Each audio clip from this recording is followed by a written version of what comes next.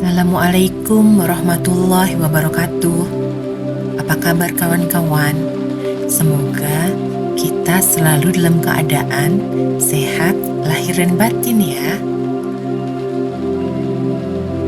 Kalau dulu para ibu diresahkan oleh kebiasaan tetangga yang doyan beli barang-barang mewah, sekarang hal yang sering membuat iri itu tidak lagi terletak pada radius 500 meter dari rumah.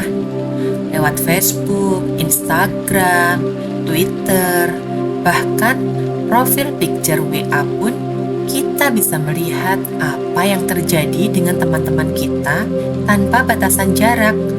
Lebih mudah daripada melongokkan kepala sedikit keluar jendela. Secara tidak sadar, semua stimulus yang memberondong masuk ini sering membuat kita mulai membanding-bandingkan diri dengan orang lain. Membanding-bandingkan sebenarnya baik juga jika kita ingin mencari inspirasi dan motivasi meraih tujuan tertentu atau memperbaiki kekurangan. Namun yang banyak terjadi, alih-alih memacu diri jadi lebih baik, kebiasaan membanding-bandingkan ini justru membuat kita merasa inferior, distres, tidak aman, dan kehilangan rasa percaya diri. Melihat rekan yang memiliki gaji lebih tinggi memicu perasaan tidak kompeten. Menyaksikan anak tetangga yang mendapatkan nilai lebih tinggi membuat kita merasa menjadi ibu yang tidak layak. Pun saat memperhatikan perempuan yang lebih langsing dan mulus, tiba-tiba kita merasa sangat tidak menarik. Semakin banyak perbandingan yang kita lakukan, semakin tidak untung kita dibuatnya. Karena seberapa sempurna, kaya, ataupun beruntungnya seseorang, akan selalu ada orang yang lebih sempurna, lebih kaya lagi, atau lebih beruntung lagi. Orang-orang yang tidak bahagia lebih sering membanding-bandingkan diri dengan orang lain yang lebih hebat, yang membuat mereka makin tidak bahagia.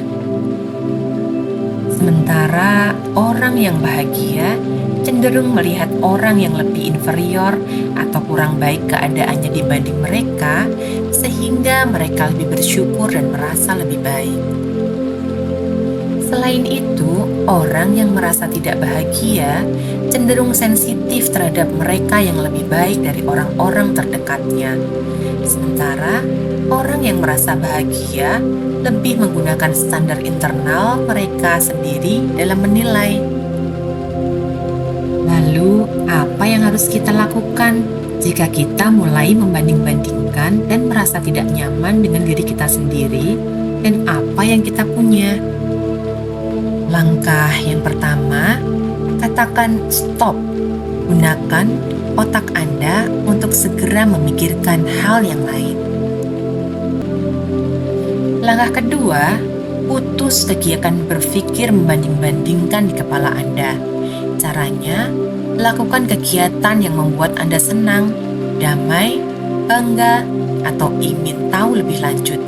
Bisa dengan membaca buku, mendengarkan musik, bertemu teman, atau melakukan aktivitas yang meningkatkan denyut jantung seperti jalan cepat.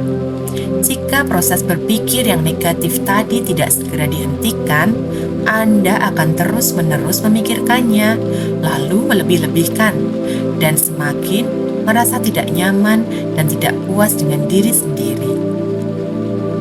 Dengan melakukan aktivitas fisik, pikiran Anda akan teralihkan, mood pun jadi lebih baik sehingga Anda lebih berenergi.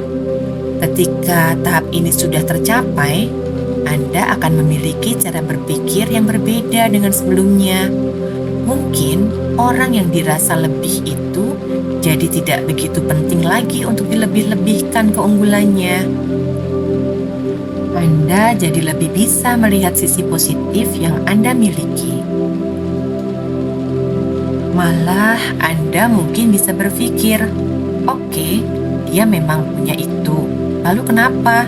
Saya juga bisa senang dengan apa yang saya punya. Anda bahkan akan mulai bisa berpikir dengan perspektif yang lebih luas lagi.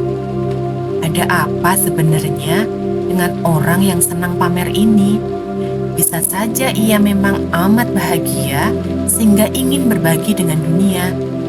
Mungkin memang itulah cara ia untuk bersyukur.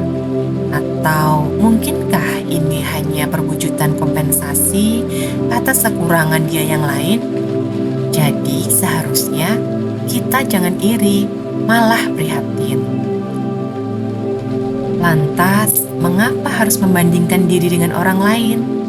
Tidak ada orang lain di dunia ini yang sanggup melakukan dengan lebih baik untuk menjadi Anda, selain tentunya diri Anda sendiri.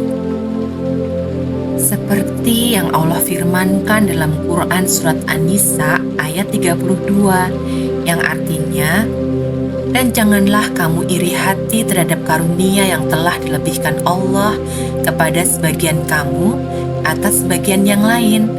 Karena bagi laki-laki ada bagian dari apa yang mereka usahakan, dan bagi perempuan pun ada bagian dari apa yang mereka usahakan. Mohonlah kepada Allah sebagian dari karunia-Nya. Sungguh Allah Maha mengetahui segala sesuatu." Demikianlah kawan-kawan, apa yang mesti kita lakukan dikala rasa iri mulai bersemayam di hati. Karena rasa iri justru membuat kita menjadi kehilangan kesempatan untuk menikmati rizki yang Allah berikan pada diri kita sendiri, yang seharusnya bisa kita syukuri sehingga mampu memberi kebahagiaan lahir dan batin. Amin ya Rabbal Alamin. Assalamualaikum warahmatullahi wabarakatuh.